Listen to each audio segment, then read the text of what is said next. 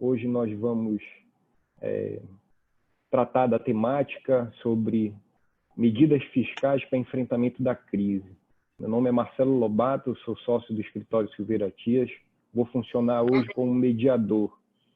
Gostaria de agradecer desde já a nossa audiência, mas especialmente os debatedores que já se encontram aqui, o Hélio Araújo, da FAEM, Fábio Naus, grande liderança aqui no Maranhão, presidente do Sinduscom, Fábio Henrique, que é presidente da Associação dos Jovens Empresários, da qual tenho o prazer de funcionar como consultor jurídico, meu amigo Fábio Henrique, Fábio Ribeiro, que na verdade está sendo representado pelo seu José Terceiro, representando aqui a CDL São Luís.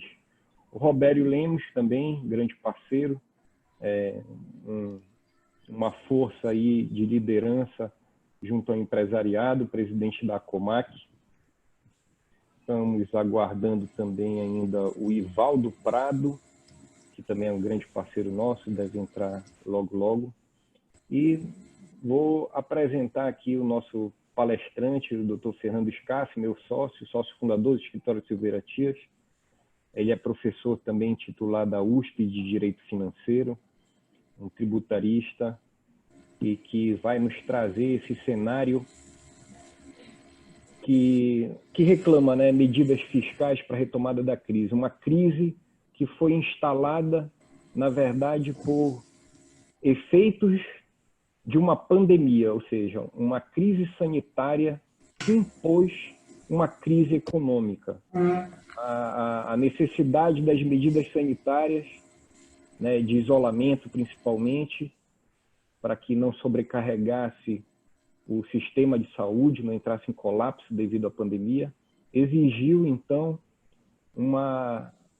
medidas drásticas, né, que afetaram diretamente o setor econômico, o setor produtivo. E nesse cenário temos aí um primeiro momento, como o Dr. Scaff costuma tratar já desde o início dessa pandemia, apontando cenários da crise, cenários como medidas que pudessem salvaguardar a atividade econômica, juntamente com a necessidade que se havia especialmente, né, ainda existe, de garantir a saúde de todos. Naquele primeiro momento, medidas emergenciais, fiscais, e agora em que em alguns estados e algumas cidades já se ensaiam uma retomada da atividade econômica, a gente percebe um segundo momento de uma crise, que se foi bem planejada para que fosse enfrentada desde aquele primeiro momento, talvez a gente não sentisse ou pudéssemos, né, escapar, vamos dizer assim, ou sobreviver de forma que a gente pudesse realmente retomar e desenvolver e voltar a crescer. Uma situação que eu vejo fatalmente, né, não todos vão sobreviver, mas quem sobreviver, como o Dr. Scaff colocou em outro artigo, terá um poder de fogo maior, vai ganhar um lugar de destaque no mercado. E assim, eu não vou me alongar muito, vou deixar para que a gente possa usar os argumentos como debate. O Scaff tem a habilidade, né, de tratar de temas complexos de forma muito simples. Então, deixo aqui o Scaff para se apresentar. Ivaldo Prado, que já entrou, então estamos aqui completos. E vamos em frente, vamos começar aí já comecei com a apresentação, o Scaff tem aí pelo menos 35 minutos, 40, que tu podes intercalar, obviamente, com o nosso debate, mais 20 minutos aí para um debate. A gente espera realmente cumprir com o horário e terminar às 20, até porque de lives a gente estava falando, já parece que a coisa está cansando. Então, vamos ver se a gente consegue a audiência se manter e fazer um negócio que prenda a atenção de todos. Scaff, fica contigo aí, um prazer te ter aqui sempre. Bom, E fica à vontade, aí o Maranhão está conosco. Confortabilíssimo. Senhor, em primeiro lugar, eu quero agradecer a presença de todos, agradeço essa organização feita pelo Marcelo, para nós podermos estar juntos. Quero dizer do enorme prazer de estar junto do Maranhão. Algumas coisas que acho que nem o Marcelo sabe, mas frequentei São Luís incontáveis vezes na vida. Sou fã da Jesus, da Cola Jesus, assisti jogo Motoclube e Sampaio Correia no Nhozinho Santos, entendeu? Passei carnaval várias vezes em São Luís e ainda tomava sorvete, uma coisa velha, num lugar ali no centro chamado Copacabana. Não sei se ainda existe essa loja. Eu estou contando uma coisa muito antiga. Tinha lá, era um sorvete de italiano daqueles. Isso era um negócio muito raro. Estou contando coisa antiga. Era moleque, entendeu? Tem uns primos ainda que moram em São Luís, tias, etc. E é sempre muito bom poder estar com os amigos do Maranhão discutindo esses assuntos. Pena que seja online, deveria ser presencial. Mas a vida é assim, nós estamos no meio de uma pandemia, é o que dá para fazer. Bom, falando sobre crise, a minha ideia, pessoal, é falar algumas coisas, não vou falar 30 minutos de jeito nenhum, e peço que vocês me interrompam. Todas as vezes que forem, abre o microfone e fala junto, pergunta, vamos fazendo, quanto mais nós conversarmos, melhor, porque senão fica, fala, e isso fica demais. Vamos fazer o seguinte, eu vou começar... Só um alerta. Vê se tu consegue falar um pouco mais alto, que eu acho que está um pouco baixo para mim, não sei se está baixo para todo mundo. Deixa eu ver se melhora. Melhorou agora? Melhorou. Melhorou. Então vamos ver se eu consigo passar qualquer irregularidade. Comenta aí, Marcelo, que a gente interrompe e faz. Portanto, pessoal, vou fazer um apanhado de como estou vendo essa situação. Nós tivemos, num primeiro momento, esta é uma crise diferente das outras crises. Nós podemos olhar para trás e dizer, não, nós tivemos uma crise em 2008, aquela quebra do Lehman Brothers, aquele problema do subprime norte-americano. Nós podemos olhar mais para trás, tivemos um problema também norte-americano, voltado à queda da Bolsa de Valores na parte de sitcom, ou seja, isso no começo, 2001, 2099, virada do século. Então, se nós olharmos mais para trás e mais para trás, nós vamos olhar crises econômicas. Qual é a diferença desta crise? Ela não é uma crise econômica, não é. Ela é uma crise de saúde. Não quebrou o banco Lehman Brothers, não caiu a bolsa disparadamente, gerou um efeito dessa natureza.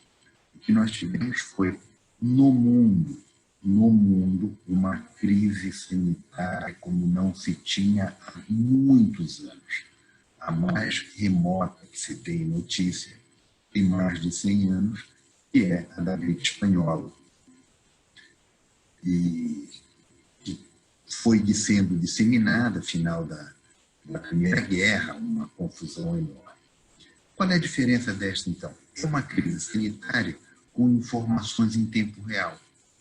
Então, quando a crise do século passado, a gripe espanhola, chegou no Brasil, ninguém sabia do que diabo era isso. Todo mundo estava sambando. Hoje, a gente online sabia o que estava acontecendo na China. E que da China passou para a Coreia, passou não sei para onde, chegou na Itália, foi aquela mortandade em Bérgamo, foi um desastre, entendeu? E daí para frente, fomos ver na Espanha e chegou no Brasil. E nos pegou curiosamente despreparados. Qual foi a consequência da história da crise? Todo mundo, ou grande parte, ou quem pôde, ou quem acreditou, se recolheu em casa. Mal ou bem, nós temos 4 meses de recolhimento, um pouco recolhimento maior ou menor de um ou de outro. Esta é a crise. Uma crise de saúde e uma crise de vida. Só que essa crise gerou uma outra crise, que é subjacente a ela, mas muito presente, e que impacta todo o setor produtivo do Brasil e todo o setor público também. O setor produtivo, por um lado, porque é muito difícil você manter 30, 60 dias o seu negócio fechado. Seja a construção civil, como eu vejo aqui atrás do Fábio Naus, o Ciruscon ali colocado, entendeu? Seja a turma dos lojistas, como mencionado o pessoal do CDL aqui, seja a turma da indústria, 60 dias parados é muito, sem faturamento ou com faturamento periférico. Vamos ver um pouco. A turma dos restaurantes funcionou? Funcionou. Delivery, perifericamente, não é central. Então, a crise de todo mundo em casa caiu o consumo. E com a queda do consumo, quer dizer, menos vendas. Porém, menos vendas também com manutenção de gastos. Nas operações todas. Porque houve um esforço enorme para todo mundo manter suas equipes de trabalho, um esforço enorme para você manter os compromissos bancários em dia, um esforço enorme para você manter as suas linhas de produção em dia. Vamos voltar à turma da construção civil, por exemplo. Construção civil não é só o sujeito subir prédio. Construção civil tem uma cadeia de produção. Para o sujeito subir um prédio, ele tem que ter o fornecimento de cimento, ele talvez tenha até um fornecedor melhor do que outros, entendeu? Com preço mais negociado, como é um produto mais entregue tempestivamente, toda a cadeia de fornecimento de vergalhão de ferro, toda a cadeia de fornecimento de tijolos e por aí vai, areia, brita. Então, não é apenas a construção em si, a construtora, você tem uma cadeia de produção. Eu poderia falar o mesmo do setor do comércio, eu poderia falar o mesmo até de setores mais complexos, como, por exemplo, restaurantes. Restaurante é uma coisa complexa para burro, porque você tem que comprar uma montanha de insumos perecíveis, em grande parte, o que areia e tijolo não é, e produzir aquilo no padrão do consumidor. O consumidor que vai comer arroz de cuchá, ele sabe o gosto do arroz de cuchá naquele lugar. Cássio, Pode falar. desculpa. Tem como tu ajustar teu fone ou então tirar ele? Talvez ele esteja dando alguma interferência. Porque está fazendo barulho? Está dando alguma interferência. Vamos tentar aqui. E aí... Nada que a gente não vá falando e não vá arrumando. Tranquilo. Isso. Pessoal, a história é a seguinte no meio dessa confusão toda. Nós temos cadeias de produção que são muito complexas e que a gente tem que tentar manter essas cadeias na melhor maneira possível. Porque estas cadeias de produção, elas geram perdas. Vou dar um exemplo de uma discussão de hoje. Além de professor, eu sou advogado. Então, se identifica aqui algumas questões onde você discute com clientes, vê como é que a coisa funciona.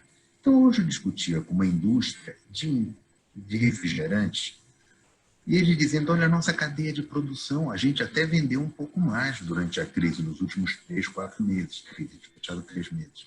Mas nós tivemos problemas na cadeia de produção. Por quê? Porque quem fornece açúcar não conseguiu manter o mesmo nível de produção. Quem distribui o refrigerante também não conseguiu manter o mesmo nível de produção. Então, nós tivemos problemas, disseram eles, desse sistema, colocando a seguinte situação. Às vezes, a gente não consegue manter tudo. Em resumo da questão, Os negócios foram afetados não só nas cadeias produtivas, mas também na questão mais fundamental, que era de manter o próprio negócio. Tá certo? Então, a cadeia deve ter tido problema, mas o conjunto de questões talvez tenha tido mais problemas ainda.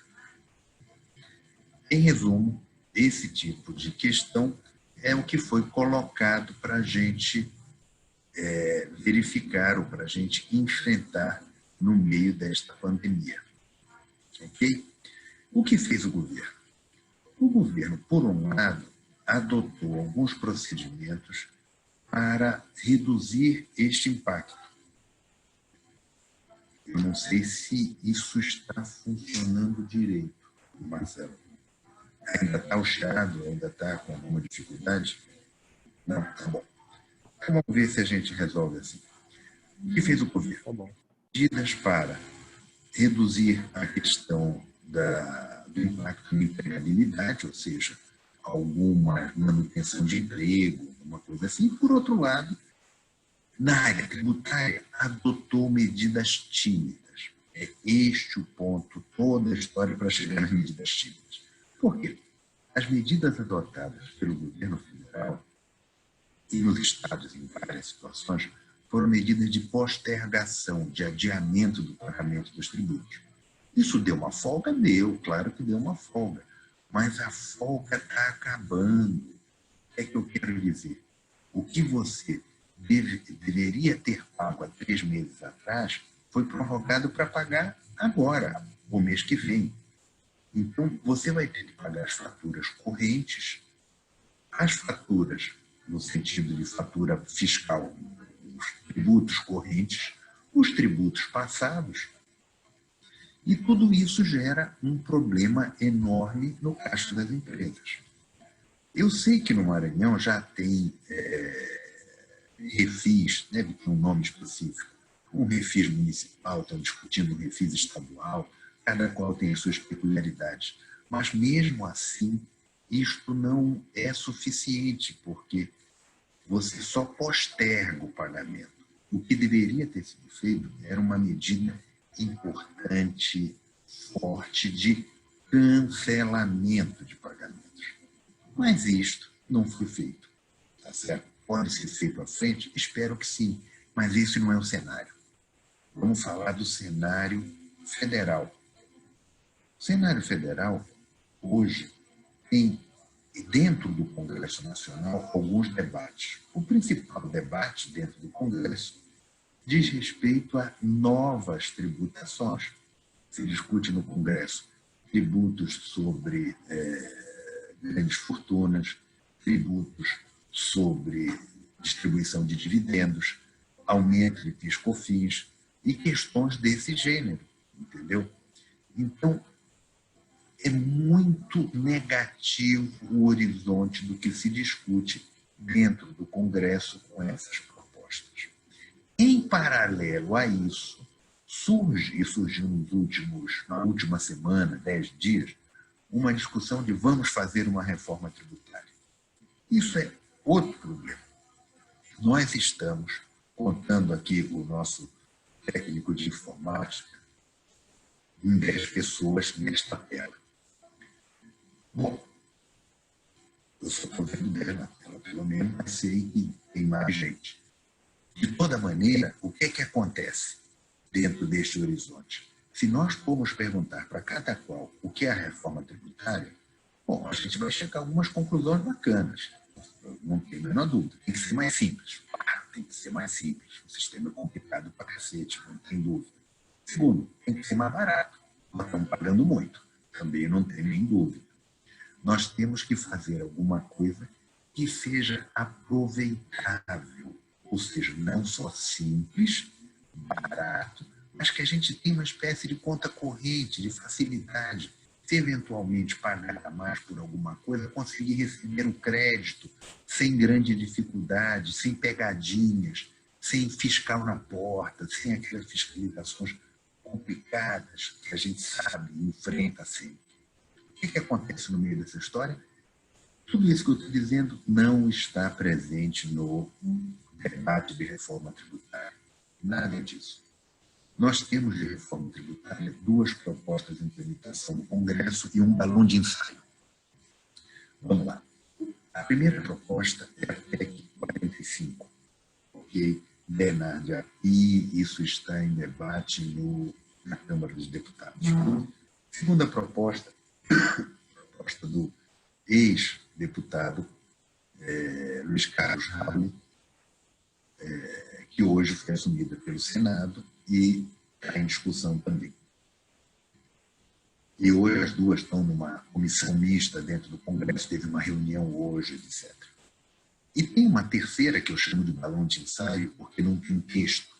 Balão de ensaio porque tem entrevista do ministro, tem live do ministro, tem texto em jornal, mas norma, projeto, não tem. Então, tem essa terceira, que é um balão de ensaio do governo federal. Vamos tratar das 3 rapidamente e, por favor, qualquer dúvida, vamos bater papo, que é mais interessante. Então, enquanto isso, vou falando. Vai deixando, advogado é um bicho terrível, pessoal. Vai deixando, o cara vai falando. Então, primeiro, PEC 45. Aliás, vamos dar um passo atrás, antes de entrar nos PECs. Um sistema tributário, ele parte de tributação sobre 3 fatores. Basicamente, 3 fatores. A gente pode misturar para cá, misturar para lá, mas o básico são 3 coisas. 1, consumo. 2, renda. 3, propriedade. É isso. A gente pode dividir para cá ou para lá, mas esses são os 3 fatores básicos. Claro, tem os impostos extraordinários, os impostos de importação e exportação, mas isso é regulatório. Fortes são essas 3 bases. Então, o que é que diz a PEC 45? A PEC 45 trata de uma base apenas, que é a base consumo, que pega fortemente as atividades de todos nós, que é ICMS, PIS, COFINS, ISS, CID. Isso é um pacote, IPI, isso é um pacote. O que diz essa PEC? Vamos unificar tudo. Puxa, isso é bacana. Transformar tudo num só é muito bom. Vamos centralizar no governo federal. Pode ser interessante. E o governo federal vai distribuir isso para estados e municípios junto com os governadores e secretários. Até aqui pode ser. O texto, observem, o texto não é bom. Eu estou simplificando, dizendo qual é o desenho, mas uma coisa é o desenho, a outra coisa é um projeto. A gente sabe. Uma aí da construção civil sabe bem a diferença de um croquis para um projeto mesmo. Projeto, o cara vai ter que cumprir arquitetônico, aquele negócio. Então, o projeto é ruim. A ideia é esta que eu simplifiquei. Está escrito, não amarra bem a história. Quais são os problemas aqui colocados? Primeiro, centraliza em Brasília. Isso é muito poder em Brasília e vai contra tudo que o presidente falou. A gente gosta, não gosta do presidente, cada qual acredite como quer, vote como quer. Mas ele disse, menos Brasília e mais Brasil. A proposta vai no sentido oposto. Eles dizem o contrário, vai, centraliza tudo em Brasília. Mas aqui não é o principal caso da nossa conversa. Entendeu? Nós estamos conversando com empresários. Eu poderia falar do X, do Y, da vírgula. Deixemos de lado. Uma conversa de empresários, para empresários. Qual é o principal cabo? O principal cabo é que a alíquota apontada é de 25%. Reparem, não é a tributação de 25%. É isso que eu quero destacar. Por isso que eu dei aquele passo atrás. Passo atrás, volta. 3 bases de tributação: consumo, propriedade e renda. O que eles estão falando é que só a base consumo vai ter 25%. Fora a tributação da propriedade, todo mundo aí deve ter IPTU, IPVA, essas coisas para pagar. Quem tiver atividade agrícola tem o CITR também, isso não está sendo alterado. Mas toda a tributação sobre a renda, imposto de renda, pessoa física, pessoa jurídica, também está colocado, mantido como está. Mantido não. Vamos lá no balão de ensaio do ministro. O balão de ensaio do ministro isso está nas entrevistas dadas por eles. Hoje teve um debate na Câmara, os líderes lá falaram a mesma coisa. O pacote do governo federal, não está nos 45, está naquele balão de ensaio que eu comentei, prevê aumento de tributação, criação da tributação sobre o dividendo. Vou traduzir para bom português. Falar tributação do dividendo parece um negócio de fica na bolsa, alguma coisa assim. Vamos falar no português. Todas as empresas vinculadas a vocês, ou aos sindicatos que vocês representam, ou à turma do CDL, todas essas empresas, elas têm tributação na pessoa jurídica, mas quando distribuem os lucros, não tem tributação. Quando você vai fazer o imposto de renda de vocês, que deve ter feito agora 30 dias atrás, vocês veem que o lucro que passa da empresa, quando o lucro há, entra sem tributação na pessoa física, porque a pessoa jurídica foi tributada. Então, o que o governo quer é tributar esta distribuição de lucros, dividendos, entre a pessoa jurídica e a física. Alguém vai dizer... Nesse aspecto aí, tudo bem, né? Mas desde que você reduza, então, a tributação na pessoa jurídica, porque me parece que no Brasil já foi assim, né? E quando, então, equalizou essa conta, né? Mas retomar sem tirar de onde vinha, né? Fica mais complicado, né? Vamos lá. Deixa eu entrar um pouquinho aí também. Vai. Só um minuto. Por favor. Vou fazer só um comentáriozinho simples. Melhora. O que nós precisamos pensar nessa questão da distribuição de lucros é que 98,9% das nossas empresas são micro e pequenas empresas. Ou seja, qual é a tradução em português do que é uma micro e pequena empresa? É aquela empresa que a pessoa vai para lá para trabalhar para ele ter o salário dele. Só que se ele colocar esse salário na Previdência, ele vai pagar 31% para o governo. Como é que ele vai sair disso? Então, ele tem que se sair através da questão da distribuição do lucro, que já está tributado na pessoa jurídica. Mas o comentário mesmo que eu quero fazer, professor, é o seguinte. Me assusta muito essa situação de juntar impostos. Nós tivemos uma situação bem tranquila que aconteceu com nós que somos mais jovens, né? Nós podemos discutir, eu sei que nós somos mais ou menos do mesmo período, né? Eu, inclusive, me lembro bem da pandemia de 18, né? Eu estava presente na pandemia de 18. Eu estava presente na pandemia de 18, eu acho que a única diferença entre uma e a outra é que naquela nós não tínhamos informação, nessa nós temos informação demais. Mas voltando à questão de juntar as tributações. Em 1999, início de 2000 ali, eles juntaram a todos e fizeram uma reforma tributária que não foi considerada como reforma tributária pelos governos, que foi a criação do Simples. E esse Simples, eu sou contador de formação, esse Simples não tem mais nada.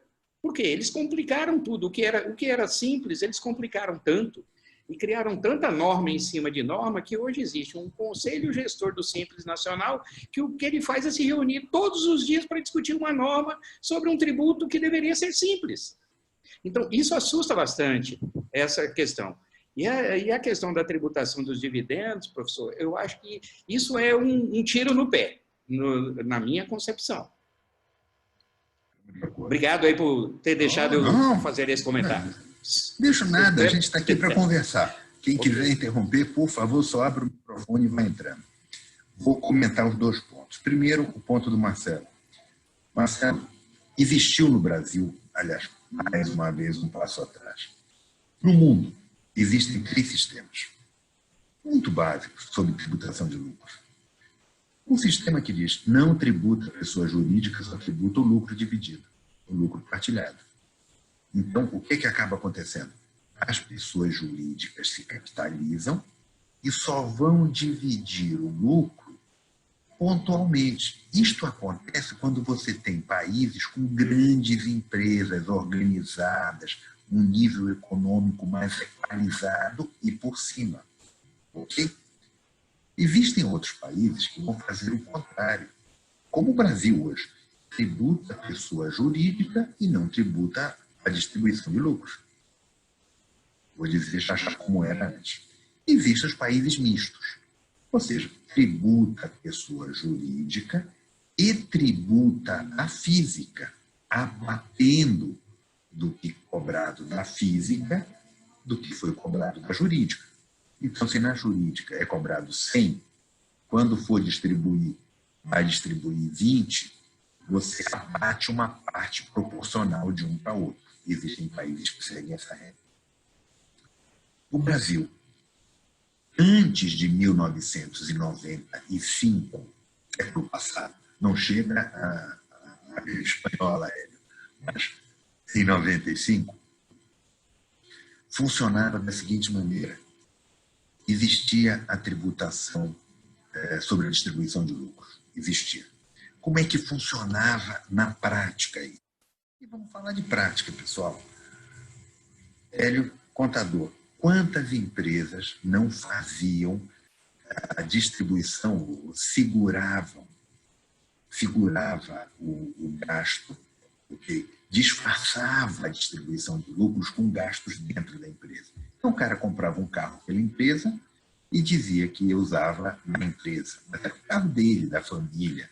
Quantas vezes o cara colocar gasolina no carro e a discussão é, não, a gasolina do carro é para a empresa ou é para a família. O sujeito saía de férias. Ele dizia, não, você viaja a trabalho, abate da despesa. Porque ele ia colocando os gastos pessoais, botando o supermercado dele dentro da empresa. Isso acabou. A discussão acabou em 95. Tá certo? Então, de lá para cá, tem um outro detalhe, Marcelo, que é importante. Alguém vai dizer, então nós vamos voltar para o modelo de lá? Não, é pior. É pior. Hélio há de lembrar. Em 95, Hélio, qual era a carga tributária no Brasil? Quem tiver interesse, dê um Google aí que vai achar, mas eu já vou avançar. O Google vai apontar alguma coisa como 21%, 22%. A carga tributária entre 94 e 95 no Brasil. Tudo bem, posso errar, 22, 23, mas era isso, não passava disso. Passados 9 anos, entre 95 e 2004, a carga tributária já estava em 31% do PIB. Hoje é alguma coisa entre 32 e 33%. Se você criar a tributação como era antes de 95, a carga tributária vai baixar para 22, opa, se baixar para 22 eu posso até conversar. Mas não é isto que está na pauta, não é isto. É aumentar. Então, este é o primeiro aspecto, Marcelo, para a gente entender o contexto. Se você não contextualizar, não vai compreender. Parece que nós estamos voltando a 95. Não, não estamos. Eu escrevi um artigo, já tem mais de um ano, no Valor Econômico, a miopia da tributação de dividendos. Entendeu? É isto, é uma miopia isto, o erro. A questão da unificação de alíquotas tem que ter muito cuidado. Muito cuidado. Não só pela ótica do simples, mas é pelo aumento. Alguém aqui do grupo é fortemente vinculado à área de serviços? Hélio é serviço? O foco da tua atividade. Vamos lá. Na área de serviços, quanto é a carga tributária padrão? Vamos lá para uma atividade de contador, por exemplo. Carga tributária padrão envolvendo renda e consumo, ou seja, ISS, ISTA, tira a propriedade, tira o IPTU. Renda e consumo deve estar alguma coisa como 13%. É isto. Posso errar um pouquinho a mais, um pouquinho a menos, depende da regulamentação do ISS. Vamos botar 13%, 12% é uma percentagem boa, um cálculo bom. Para quanto vai este pacote? 25%. 25%, Hélio, sem o imposto de renda. Neste pacote está o atual ISS e só. PIS/COFINS, esses três. Então, esses três, somente dos 13, devem corresponder a uns 6, mais ou menos, 7.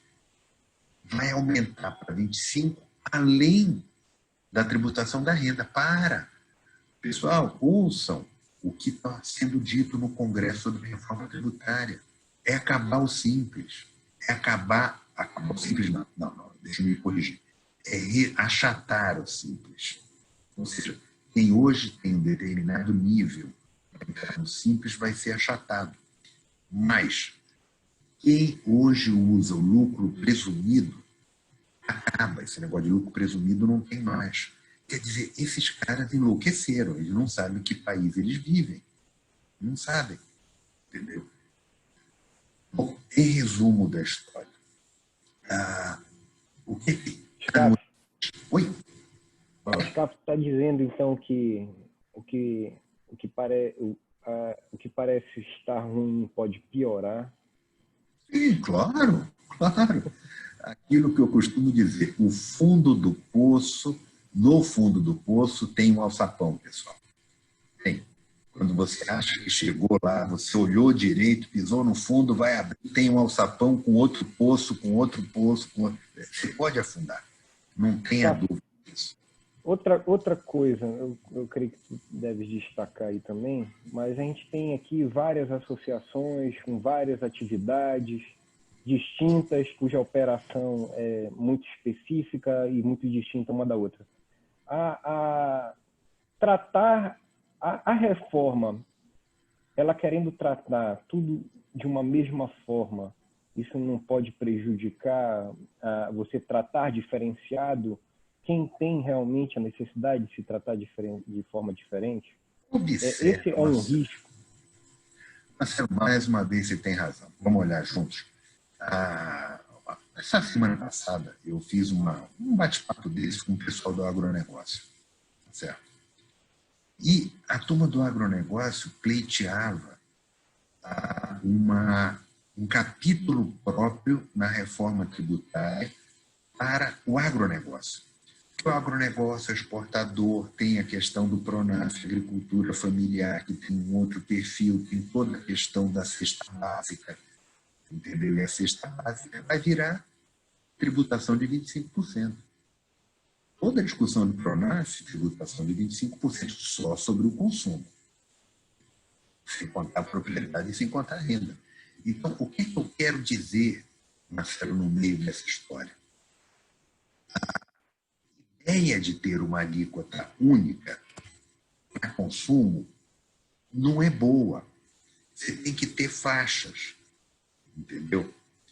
E essas faixas têm que pegar, na menor faixa, os produtos essenciais. É claro que alguém vai dizer, o mesmo quilo de arroz que o rico come vai ter a tributação do mesmo quilo de arroz que o pobre come. Isso é injusto. Não sei. Porque você não pode raciocinar por tributo, você tem que raciocinar pelo conjunto. Por isso que eu falei antes. Imposto de renda, propriedade e consumo. Você não vai ter como distinguir isto. Portanto, você não pode penalizar o pobre tributando muito para pegar o rico no consumo. O rico no consumo você vai pegar na propriedade, você vai pegar na renda. Então, uma alíquota de 25% é muito, entendeu? É muito. E mais, eu falei há pouco sobre o texto do projeto. Vamos ter duas pegadinhas do texto, duas. Está no 45. Okay? Isso é muito parecido com a 110. Mas, duas pegadinhas. Primeira pegadinha, não está escrito com todas as letras. São aquelas coisas que você tem que escrever com todas as letras e até sublinhar e repetir umas 3 vezes para ninguém fraudar. Que tudo que for utilizado dará crédito. Isso não está escrito com esta clareza. Por isso que eu digo que o texto tem alguns furos. Então, vamos imaginar a turma de produção. Entendeu? Não para a turma de circulação de mercadoria. Vamos lá para a turma de federação de indústrias, etc. Será que a energia elétrica toda que vai ser consumida dará crédito? Será que tudo que for consumido de combustível dará crédito? Isso não está claro. Entendeu? Que tudo isso dará crédito. Uma coisa que não dará crédito, está claro, esse item está claro, mão de obra não dará crédito. Mas você tributar de 25% na saída e não ter crédito se eu for empresa de mão de obra intensiva, aí, bicho, qual é? Está errado. Segunda coisa que está mal escrita, mal desenhada. Está colocado lá que a tributação de energia elétrica, combustíveis e outras telecomunicações será uma tributação à parte. Isso é o tal do imposto seletivo. Não entra no IBS, não entra no 25%. O que aponta para o fato de que pode ser superior. Ou seja, a carga enorme que a gente já paga de energia não vai baixar para 25%. Esta talvez se mantenha nos 32, 33, que é o atual. Eu não sei quanto é no Maranhão. Mas aqui em São Paulo, está nessa faixa de 32, entendeu? De carga de ICMS sobre a energia elétrica. Então, e por dentro, sem contar a diferença do por dentro e por fora do cálculo que todo mundo conhece. Então, Marcelo, o impacto disso é enorme, enorme. E você não pode ter uma carga tributária desse tamanho num país que nós temos, que vive de pequenas e médias empresas e todas, grande parte delas, vinculadas ao Simples. Não dá, não dá. Então, Doutor Fernando, Robério, diga. por gentileza, escute só. Uma das coisas que muito pesa sobre o empresário hoje é a burocracia, né? O Hélio falou aí justamente da questão do simples, que não tem nada de simples. E assim, há uma grande expectativa que a gente possa reduzir custos com uma mudança na legislação, de modo a fazer com que as pessoas até entendam melhor esses cálculos, reduzam custos com contabilidades, né? Hoje a gente tem um sistema burocrático para manter uma coisa que eu fico indignado como empresário, né? Eu compro uma nota fiscal eletrônica, o sistema eletrônico, eu faço tudo eletronicamente hoje e sou obrigado a fazer um SPED, né? Então a gente tem que fazer um SPED, que se eu fizer esse SPED errado, né, o contador errar lá, ou um funcionário meu lançar num campinho errado, eu vou pagar uma multa. Então, assim, o sonho meu, a utopia, né? Um dia chegar a entrar no site da Receita, digitar meu CNPJ e olhar o que é que eu tenho a pagar de imposto, né? Se eu tenho crédito, se eu tenho débito, e o sistema já calcular, né? Você acha que essas reformas andam nesse sentido, né? Vai trazer ao menos uma burocracia menor do que já se tem hoje? Vamos lá. Sim e não. Sim, porque com o incremento das atividades da eletrônica, da informática, cada vez mais isto vai ser integrado e se imagina que em algum momento isso possa acontecer. Todavia, por que não? Porque as reformas que estão sendo propostas são reformas de longo prazo. Vou traduzir. Quer dizer, alguma coisa que se começa agora, se implanta agora pequenininho, e aos poucos, essa é a proposta, aos poucos vai se aumentando a carga tributária do sistema novo que vai ser implantado, e se reduzindo a carga tributária do sistema velho. Aí eu vou perguntar, Roberto, hoje tu pagas X para o teu contador. Ele vai ter que fazer duas contabilidades, duas apurações. Tu vai pagar X ou Y, que o cara vai te cobrar. Mas a possibilidade de erro de tu teres dois sistemas em paralelo. Mais ainda, só para tu te complicares. Vamos para o terceiro ponto. Imagina só a seguinte situação. Uma das regras de transição prevê 15 anos. Eu acho que isso não passa, digamos que passa com 10 de transição, não importa, um tempão de transição. Pelo menos 2 mandatos presidenciais. Na volta em 4 anos. Mais de 2, com certeza. Pensa comigo, vamos lá, Roberto, conhecendo essa turma toda como a gente conhece. Não vai aparecer alguém que diga assim, vamos manter os 2 sistemas, o pessoal está bacana, está funcionando, mantém o novo como mais um tributo, entendeu? Então, o pessoal já se acostumou com o tributo, não vamos tirar o que eles já acostumaram. Estão tão bem. Sim. Tão bem, tá tão bem, bicho. Os caras estão pagando os 2, não mexe nisso. estabiliza, estabiliza. Sempre vai aparecer alguém. Um exemplo, a gente tem DF, a gente é obrigado, quem é contador aí sabe, a gente tem que mandar uma DF, tem que mandar o Sintegra. Perdão, Sintegra não, o SPED, né, que são as mesmas informações. Então, por que não acaba a DF? Não, eu venho dessa linha. Acostumado isso. Que vai criando E coisa todo mundo a mais. cumpre, quem anda não cumpre tem uma multa e a coisa vai, você é obrigado a pagar. Então, esse conjunto de situações, eu não imagino que vai acabar. Eu não imagino. Eu acho que nós teremos problemas seguros de permanência dessa coisa. Doutor Fernando, a gente percebe que a cada vez mais existe um anseio de Brasília, dos poderes, cada vez mais tributar a população, né? E em contrapartida não se vê um Estado menor, mais eficiente. Parece que a solução cada vez vai para o aumento do tributo. E numa pandemia que a gente está vivendo como hoje, a classe empresarial teve que se reinventar e se remodelar para o novo cenário. Mas parece que essa mesma velocidade não alcança o setor público. Parece que a solução é sempre um aumento. E que a gente percebe que quanto mais aumenta, mais não dá conta. E vai ter que aumentar ainda cada vez mais. Parece que aquele setor, quando mais vai aumentando a receita, a despesa vai aumentando desproporcional, que parece que sempre a solução é aumento do tributo. Olha, por isso que eu comento sempre que a reforma tributária devia ser feita em conjunto com a reforma do gasto. Então, o que nós estamos fazendo, vamos lá, todo mundo aqui na área de empresa, se nós pudéssemos controlar a nossa receita, o quanto entra de faturamento da nossa empresa, não seria bacana? Porra, seria bacana. Agora, a gente não controla, porque tem uma área, tem um negócio que aqui, todo mundo em casa, todo mundo, aí o faturamento de todos aqui, óbvio. Por outro lado, você olhou a despesa. Então, você controla a despesa, você identifica onde tem demais, onde pode ajustar, etc. O que é que acontece com o governo? Está querendo discutir a reforma tributária, que é quanto sai do nosso bolso para o cofre público. Em resumo, tributo é isso.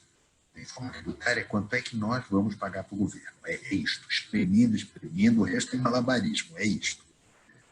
Mas ele devia ser colocado na mesa a mesma coisa para o gasto deles. Quanto é que eles vão gastar com o dinheiro que estão arrecadando? Então, de alguma maneira, a fórmula correta, adequada e complexa é colocar ao mesmo lado quanto a gente paga, de que forma a gente paga e de que forma a gente vai gastar. Entendeu? Então, se isso não for feito, os gastos continuam. Porque, Fábio, política se faz com gasto, política não se faz com arrecadação.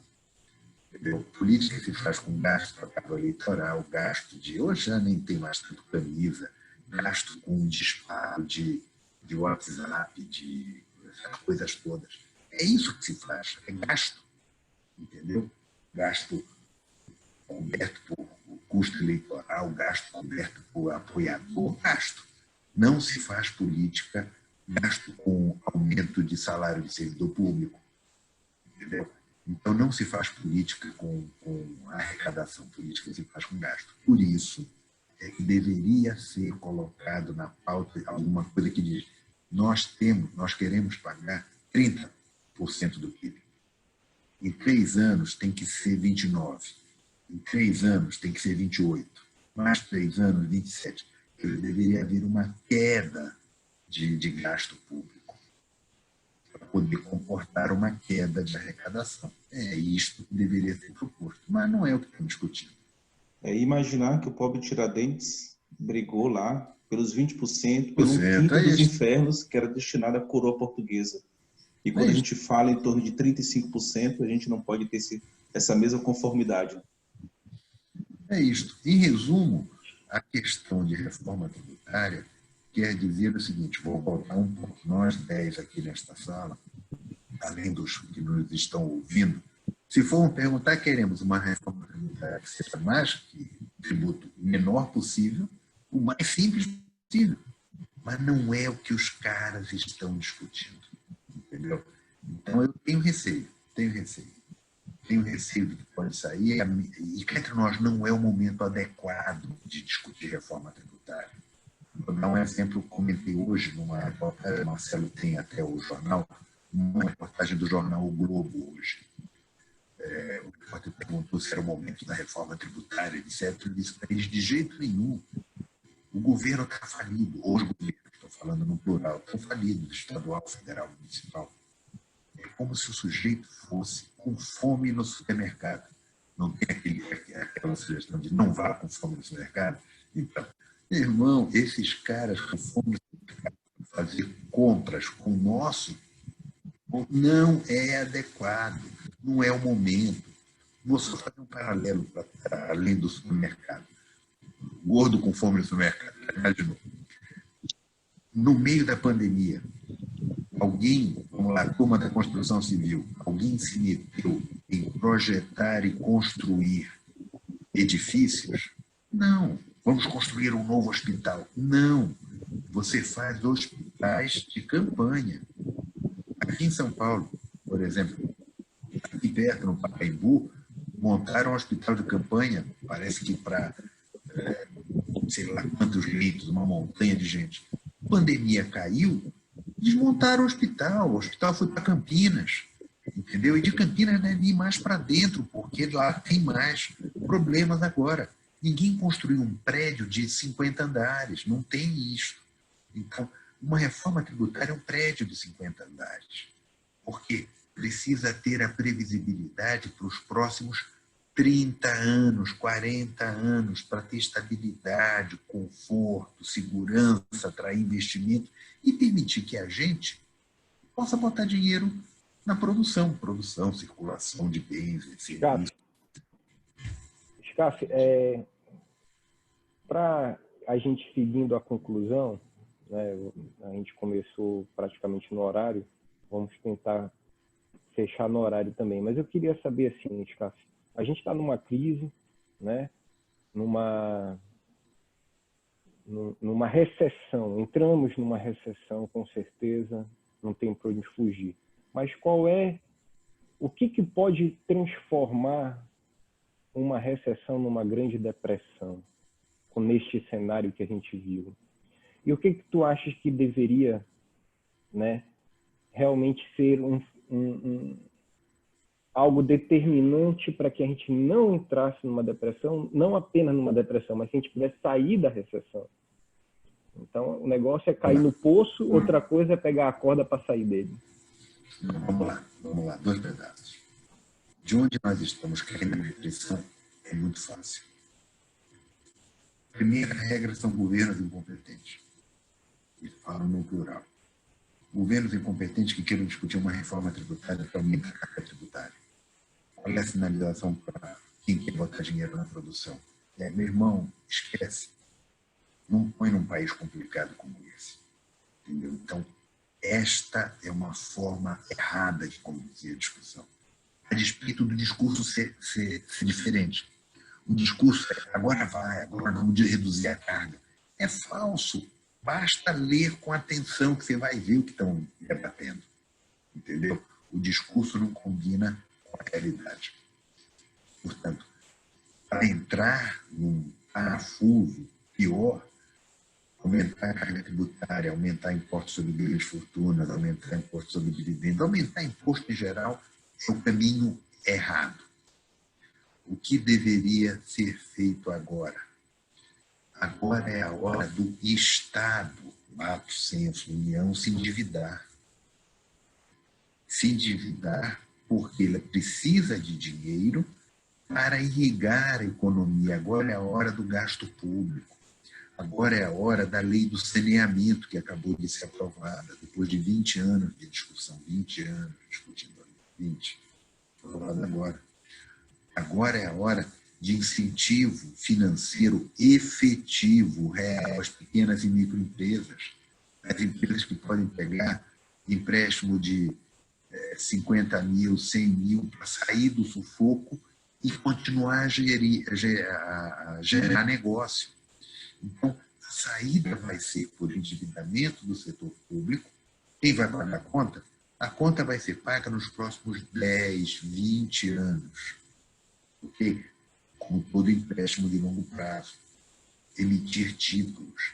E esse dinheiro irrigar a economia. Não pode fazer isso para colocar dinheiro mais no setor público. É irrigar a economia por investimentos, como a questão do saneamento, e por financiamentos que sejam subsidiados e que possam chegar na mão de quem efetivamente precisa, de quem precisa de capital para rodar o seu negócio, o que não aconteceu nas propostas do governo nos últimos 120 dias.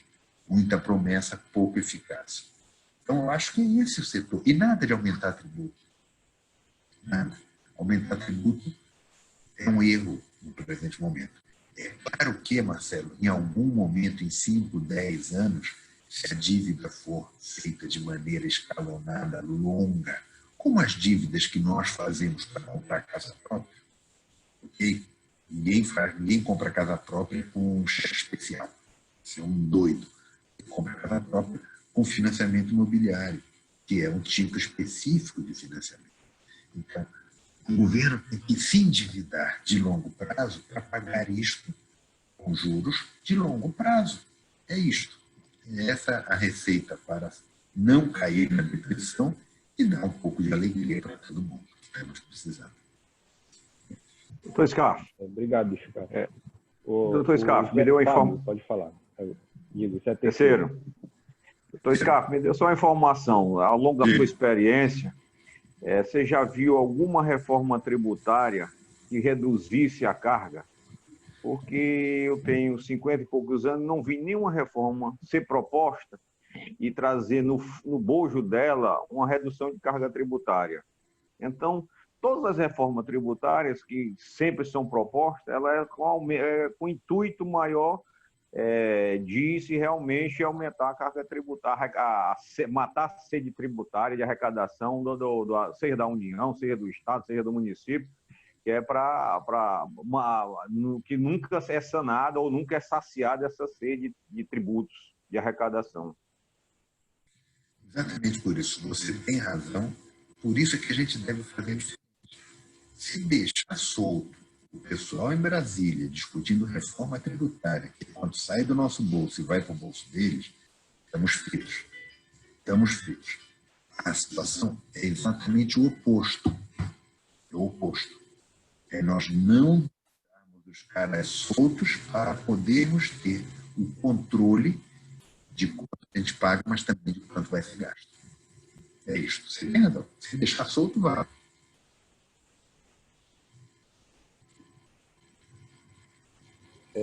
Ivaldo, quer fazer alguma consideração? César Miranda, Naús? Eu estou com a mão levantada aí faz a hora. Ô, Fábio, desculpa então, eu não estou acompanhando aqui a mãozinha, né, levantada, mas agora você pode. Professor, muito obrigado aí pela sua apresentação, pela sua fala. Eu sou o primo pobre aqui desses grandes empresários e dessas grandes entidades. Sou coligado à Federação das Indústrias, mas eu gostaria muito, César, aproveitando que nós estamos aqui, esse debate aí eu tenho estado muito dentro, não é? E nós temos uma grande oportunidade, porque o relator aí da comissão mista é o senador do Roberto Rocha. Eu já falei hoje com ele 3 vezes sobre esse assunto, porque eu também participo da Câmara Brasileira da Construção. E nós estamos sendo totalmente penalizados. Não, a gente não quer nada individual, mas eu queria sugerir, e com o apoio dos senhores, né, já que nos convidaram para essa live, que a gente pudesse constituir aí um documento único para que a gente encaminhasse e a gente tenha uma pessoa lá que pode nos escutar, porque é um maranhense, pelo menos para a gente marcar nossa posição e fazer um adentro, né, sobre todas essas questões. Eu tenho uma opinião bastante formada, que eu tenho apresentação, sei o que estou falando do meu setor, mas gostaria de fazer um pouco de cada uma, gostaria da contribuição de vocês, né? Seria importante a gente mandar esse documento, é uma ideia que eu estou dando aqui agora, porque o debate é rico e a gente precisa nos posicionar, porque muitos se posicionam, senão nossa carga tributária vai aumentar, nós vamos ficar aí sem ter o que fazer. No nosso caso, a nossa conta aumenta em mais de 30%, então fica totalmente inviável, porque é efeito em cascata e nós temos que ver um sistema, tem várias. O que o senhor falou realmente é exatamente o que eu estou vivenciando aí há 1 ano e meio que eu estou acompanhando dentro dessa última fala aí da reforma aí do novo governo, né? Então, eu queria deixar essa sugestão, dizer que gostei muito das suas palavras e que a gente tem essa vontade de fazer um documento. E como nós estamos aqui, todas as entidades, acho que a gente pode reunir, pedir a ajuda, aí, o auxílio de vocês, né? Para que a gente possa encaminhar esse documento e fazer talvez, quiçá, né? Acho que era importante, né? Conseguimos uma live aqui, uma conversa, se comprometer e conversar. Fábio. Falhou? O meu? Brasília cortou o link dele. Você congelou um Na hora que você falou em comprometer, aí cortou. Aí explica de novo aí. Aí complicou. A gente pode... talvez tenha sido o meu, né? Mas voltou agora? Voltou. Eu estava dizendo que a gente pode escrever o documento, enviar ele e depois convidar que a gente possa conversar com ele, convidar ele para fazer uma live com a gente, é um senador nosso, né? E que pode ter uma oportunidade de ter uma conversa conosco, acho que é importante a gente se posicionar. Perfeito, Fábio. Pode contar conosco aí. A gente pode, junto aí, preparar alguma coisa assim. Com certeza. É o que o Scarpa estava falando. Não pode deixar o pessoal solto lá. Porque senão a gente precisa marcar território mesmo e se posicionar. Acho bem oportuno. Marcelo, rapidinho, César aqui lá da firma. Professor Scarpa, primeiro parabenizar pela apresentação, pelas suas colocações. Mas, assim, a gente sabe que a reforma tributária é algo que vai ser muito discutido e a decisão não vai ser já, ela vai demorar um pouco. Nós estamos vivendo um momento de pandemia, de crise, de dificuldade. Aí a pergunta é, o que o governo tem feito nessa questão tributária, o governo federal, assim como governos estaduais, é suficiente para minimizar as perdas? É suficiente para reduzir o que vem acontecendo com as empresas e com a economia? Ou precisar fazer alguma coisa a mais? Exato. Comentei mais cedo, não é suficiente por 2 fatores. Primeiro, ele não tirou tributos, ele adiou tributos.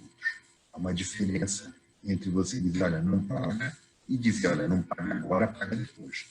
Então, esse é um pedaço que eu acho que o governo federal poderia ter ajudado muito mais. Pode ajudar ainda mais se ele compensar os estados pelas perdas, mas isso é uma outra história. Mas se ele já, do tributo dele, ele reduzisse, já dava um grande fôlego. Não é postergar, não é adiar, é cortar. Segundo, o governo federal poderia fazer efetivamente conceder financiamentos vantajosos para a atividade privada. E o governo não está concedendo esse tipo de coisa. E até o discurso é bom. Mas os bancos têm 2... Repara, o Brasil tem 5 bancos. Vamos ser objetivos. Os 5 bancos são Bradesco, Itaú, Santander, Banco do Brasil, Caixa Econômica. 5. Os outros são periféricos. Tem o Safra aqui, tem um outro ali. Mas são esses 5 que dominam mais de 80% do mercado. O que acontece com esses 5? 2 são públicos, eles não conseguiram fazer o dinheiro chegar para as empresas. Meu Deus, não tem justificativa, certo? Não tem justificativa. É aqui o ponto. Podia fazer mais? Podia fazer mais. Podia pelo menos cumprir as promessas. Se cumprisse as promessas, já dava um lucro na parte do financiamento. Na parte tributária, deveria renunciar, reduzir custos. É até um pouco complicado, né? Um banco emprestar dinheiro para quem está numa situação difícil, né? Talvez quem pegue esses empréstimos são aqueles que ainda têm uma viabilidade boa ainda pela frente, né? Então o cara ainda vai conseguir sair na frente ainda mais. Né? É isto. Repara, Marcelo, a recuperação vai ser um negócio impressionante. Quem está com caixa vai sair na frente. Quem está com caixa são as grandes empresas. Vou só te dizer uma coisa. Pega os jornais de março deste ano. Algumas grandes empresas, está lá, não estou falando nada de cocheira, não tem nenhuma informação que não seja pública. Pega o Valor Econômico de março, vê quem foram as empresas que mesmo com caixa saíram raspando empréstimos vantajosos de todos os bancos. Para ter mais caixa. O que o cara fez? Enfrentou melhor a crise, porque tinha mais caixa, com empréstimos vantajosos, e vai sair melhor lá na frente.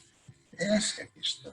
Então, o mecanismo, César, financeiro do governo foi um mecanismo inadequado. Não na norma. A norma está bonita, mas na efetividade não funcionou. Basta perguntar quem conseguiu pegar aqui de nós. Nós não, eu e Marcelo, eu sei que não pegamos, mas de vocês, 3, 6, 7. Quem de vocês pegou dinheiro, não aquele da folha de salários, claro que não aquele dos R$600, eu estou dizendo financiamento com vantagem prometida pelo governo federal. Sabe, você está rindo aí. Esqueci, quer dizer, está escrito fora, mas é o terceiro. Quer dizer, eu não sei quem pegou. É bonito, é muito bonito na propaganda, mas na realidade não reflete a realidade. Não chega na ponta. Não chega. Entendeu, César? É esta a resposta. É esta a resposta. Então não é só o tributário, o financeiro também, óbvio. E, pessoal, nós já estamos aqui fizemos 1 hora agora certinho, né? Respeito aí ao horário, vou pedir aí para quem tiver alguma consideração final, se não passar para o SCAF, fazer suas considerações finais, mas antes gostaria de agradecer aos participantes. Vou agradecer em nome de todos, quer dizer, vou agradecer no nome do Marconi, né, que eu acho que até orientando aí do SCAF, que é meu amigo. Foi meu aluno, gente da melhor qualidade. Você é meu amigo também, trabalhamos juntos em Marabá, quando eu atuava por lá, ali próximo de Imperatriz também, que tem muita boa relação. Então, agradeço a todos os participantes, aos palestrantes e debatedores. Se alguém tiver uma consideração final, se não, passo para o SCAF fazer as suas, para a gente encerrar nossa live. Acho que agradecer, né, você, do SCAF, nos oportunizar esse bate-papo muito enriquecedor, e fiquei bastante contente com o dever de casa aí do nosso amigo, o companheiro Fábio Naus, trazer esse próximo, novamente, esse ponto em pauta, trazendo o senador Roberto Rocha para que possa, de fato, trazer uma explanação como está pensando o senador, como está pensando o relator. Mas agradecer a presença de todos. E importante, Fábio, principalmente quando você fala, que você não pense somente no seu segmento, que tudo é efeito cascata. A partir do momento que as entidades têm unidade, têm um posicionamento formado, um alinhamento, eu acho que todos têm a crescer. E não somente o associativismo no papel, mas sim na prática. E isso a gente precisa muito no nosso Estado. Muito obrigado a todos, tenham boa noite. Ok. Boa noite a todos, foi um prazer encontrá-los aqui nesta tela. Na próxima vez, Guaraná Jesus. Um abraço grande, pessoal. Valeu, até mais.